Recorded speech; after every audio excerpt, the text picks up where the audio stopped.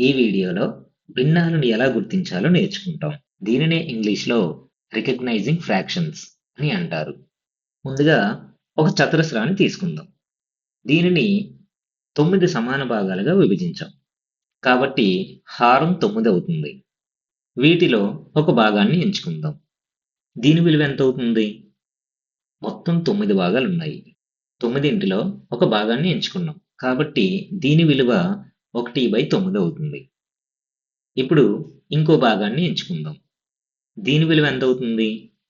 ఇది కూడా 1/9 అవుతుంది.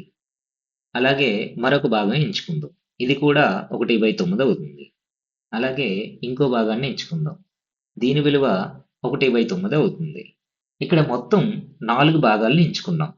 మరియు ఒక్కో భాగం విలువ 1/9 అవుతుంది. అయితే 4 భాగాలు కలిపి ఎంత అవుతుంది? 1/9 ప్లస్ 1/9 ప్లస్ 1/9 ప్లస్ 1/9 మొత్తం ఎంత అవుతుంది? 4/9 అవుతుంది. ఎందుకంటే ఒక భాగాన్ని ఎంచుకుంటే 1/9 అయినప్పుడు 4 భాగాలను ఎంచుకున్నప్పుడు 4/9 అవుతుంది కదా! ఆ విధంగా కూడా చెప్పొచ్చు. ఇప్పుడు ఇంకో ఉదాహరణ చూద్దాం. ఒక దీర్ఘచతురస్రం తీసుకుందాం. దానిని 5 సమాన భాగాలుగా విభజిద్దాం.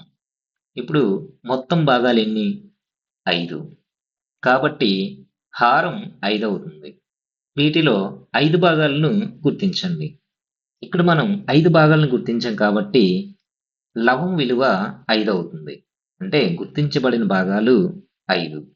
అయితే ఒక్కో భాగం ఎంత అవుతుంది? చూడండి, మొత్తం 5 భాగాలు ఉన్నాయి. ఇందులో ఒక భాగం ఎంత అవుతుంది? 1/5 అవుతుంది. ఇంకో భాగం 1/5 అవుతుంది. ఇలా అన్ని భాగాలు 1/5 అవుతాయి. వీటన్నింటిని కలిపితే ఎంత వస్తుంది? దీని యొక్క భిన్నం 5/5 వస్తుంది. ఎందుకంటే మనం తీసుకున్నవి 5 భాగాలు. వాటిలో గుర్తించినవి 5 భాగాలే. కాబట్టి 5కి 5 భాగాలు గుర్తించాం కాబట్టి దీని విలువ 5/5 అవుతుంది. అలాగే 5/5 అంటే 1. అదేవిధంగా 5/5 అంటే మొత్తం భాగం గుర్తించబడింది అని అర్థం. ఒక దీర్ఘచతురస్రం తీసుకుందాం. దానిని 6 సమాన భాగాలు చేయండి. అప్పుడు హారం విలువ 6 అవుతుంది. మరియు 4 భాగాలను గుర్తించండి. అప్పుడు దీని యొక్క భిన్నం 4/6 అవుతుంది. ఈ వృత్తం 5 భాగాలుగా విభజించబడింది. కాబట్టి దీని హారం 5 అవుతుంది. మరియు 4 భాగాలను ఎంచుకున్నాం. కాబట్టి లవం 4 అవుతుంది.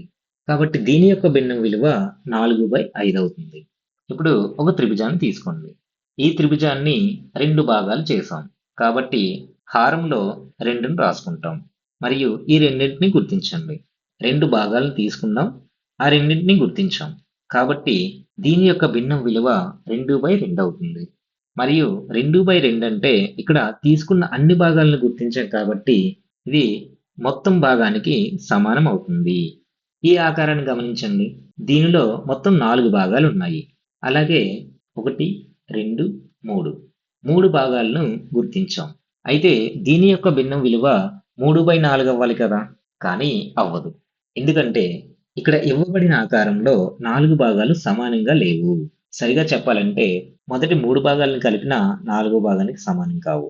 ఈ 4 భాగాల మధ్య అంత తేడా ఉంది.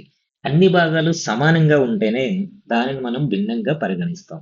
ఏ ఒక్క భాగం సమానంగా లేకపోయినా దానిని మనం భిన్నంగానే పరిగణించాం. కాబట్టి ఇచ్చిన ఆకారాన్ని ఒక భిన్నంగా రాయలేము. ఈ వీడియోలో మనం ఏం నేర్చుకున్నాం? భిన్నాలను ఎలా గుర్తించాలో కొన్ని చిత్రాల ఆధారంగా నేర్చుకున్నాం.